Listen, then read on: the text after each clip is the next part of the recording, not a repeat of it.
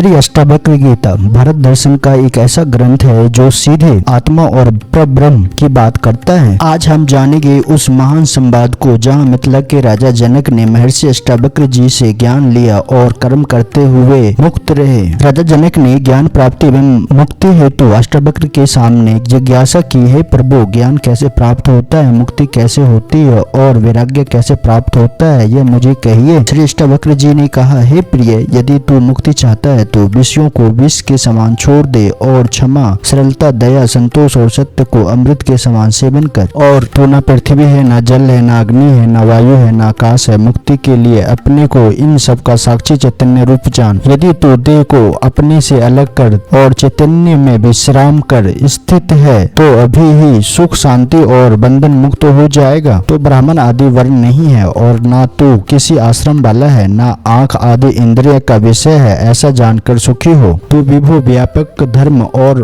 अधर्म, सुख और दुख मन के है, तेरे लिए नहीं है। तू न करता है न भोगता है, तू तो सर्वदा मुक्त ही है। तू एक सबका दृष्टा है और सदा सचमुच मुक्त है। तेरा बंधन तो यही है कि तू अपने को छोड़कर दूसरे को दृष्टा देखता है। और तो और मैं करता हूँ ऐसा अहंकारी स्वरूप विशाल काले सर्प से दंशित हुआ। तू मैं करता नहीं हूँ ऐसा विश्वास स्वरूप अमृत को पीकर सुख हो। मैं एक विशुद्ध बोध हूँ ऐसा निश्चय रूपी अग्नि से गहन अज्ञान को कर तू शोक रहित हुआ सुखी हो। जहाँ यह विश्वास रस्सी से सर्प के समान कल्पित भासता है वही आनंद परमानंद बोध है। अतः तो सुख पूर्वक विचार। मुक्ति का अभिमानी मुक्त है और बुद्ध का अभिमानी बुद्ध है। यहाँ यह किंवदंती सत्य है कि जैसे मति होती है वैसे गति होती है। आत्मा साक्षी है, व्यापक है, पूर्ण है, एक है, मुक्त है, चैतन्य स्वरूप है, क्रिया रहित है, असंग है, इच्छा रहित है, शांत है। यह भ्रम से संसारी जैसा बंधनग्रस्त है। मैं आभा स्वरूप अहंकारी जीव हूँ ऐसा भ्रम को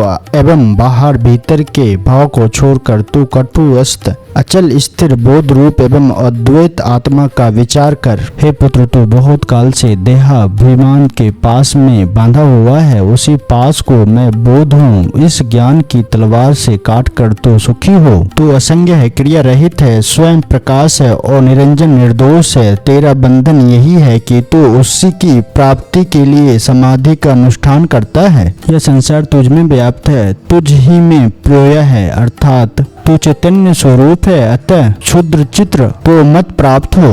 तू अपेक्षा रहित है, निर्विकार है, सो निर्भर है, शांति और मुक्ति का स्थान है, अगाध बुद्धि रूप है, क्षोभ शून्य है। अतः चैतन्य मात्र में निष्ठा वाला हो। साकार को मिथ्या जान, निराकार को स्थिर जान। इस तत्व के उपदेश से संसार में पुनः उत्पत्ति होती है। जिस तरह दर्पण अपने में प्रतिबिंब रूप के भीतर और बाहर स्थित है, उसी तरह परमात्मा इस शरीर के भीतर और बाहर स्थित है। जिस प्रकार सर्वव्यापी एक आकाश घट के भीतर और बाहर स्थित है, उसी तरह नित्य और निरंतर ब्रह्म सब भूतों में स्थित है।